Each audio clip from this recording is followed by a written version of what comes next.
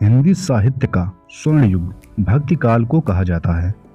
भक्ति काल ही वह दौर था जब संत कवियों ने मानवीय मूल्यों की पक्षधरता की और जन जन में भक्ति का संचार किया। भक्ति काल में बहुत सारे संत कवि हुए, जैसे संत कबीर, संत रविदास। आइए आज हम संत रविदास जी के बारे में जानते हैं। संत रविदास बहुत ही सरल स्वभाव के थे।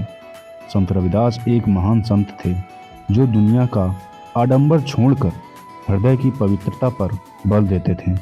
संत रविदास की कहावत मन चंगा तो कठौती में गंगा काफी प्रचलित है। संत रविदास जी जातिवाद और आध्यात्मिक के खिलाफ थे और इन्होंने जाति प्रथा के उन्मूलन में काफी प्रयास किया। संत रविदास ने अपने ज्ञान से समाज को संदेश दिया, व्यक्ति बड़ा या छोटा अपने जन्म से नहीं अपितु अपने कर्म से होता है। एक बार की बात है, एक ब्राह्मण गंगा स्नान के लिए जा रहा था। संत रविदास ने उन्हें एक मुद्रा दी और कहा कि इसे मेरी ओर से गंगा जी को अर्पण कर देना। जब ब्राह्मण गंगा जी में स्नान करके मुद्रा को गंगा में अर्पण करने लगा तो गंगा जी ने उनके हाथ से मुद्रा ले ली और उन्हें सोने का एक कंगन दे दिया। ब्राह्मण कंगन लेकर नगर के राजा से मिलने चला गया। फिर उसने सोचा, क्यों ना मैं यह कंगन राजा को दे दूं, जिससे राजा प्रसन्न हो जाएंगे। ब्राह्मण ने वह कंगन राजा को दे दिया। रानी को वह कंगन बहुत पसंद आया और फिर क्या, रानी ने कहा, यह एक ही कंगन है, मुझे इसके जैसा दूसरा कंगन भी चाहिए। राजा ने पूरे नगर पर सूचना भिजवा दी कि उस ब्राह्मण को ढूंढा जाए और उससे कहा जाए कि ऐसा दूसरा कंगन लाकर दे, और यदि वह दूसरा कंगन नहीं लाएगा तो वह दंड का पात्र होगा। यह सुनकर ब्राह्मण डर गया और वह रविदास जी के पास गया।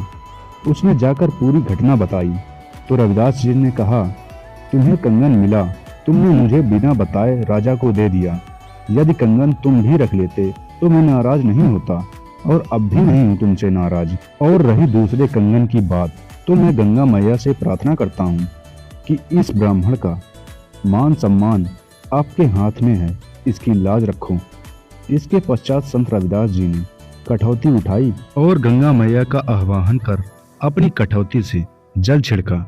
तब गंगा मैया प्रकट हुई और उनके आग्रह पर गंगा मैया एक कड़ा ब्राह्मण को दे दिया। ब्राह्मण व दूसरा कंगन राजा को भेंट कर दिए। इतने महान संत थे रविदास। संत रविदास जी का जन्म बनारस के समीप बसे गोवर्धनपुर गांव में हुआ। इनका जन्म 1388 में माघ में पूर्णिमा को हुआ था, जबकि कुछ विद्वान का मानना है कि उनका जन्म 1398 में माघ की पूर्णिमा को हुआ था।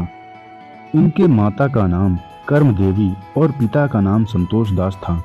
इनका जन्म चूंकि रविवार के दिन हुआ था, इसलिए इनका नाम रविदास रखा गया। इन्होंने मीराबाई समेत राजा पीपा, राजा नगरमल को ज्ञान का मार्ग दिखाया। इन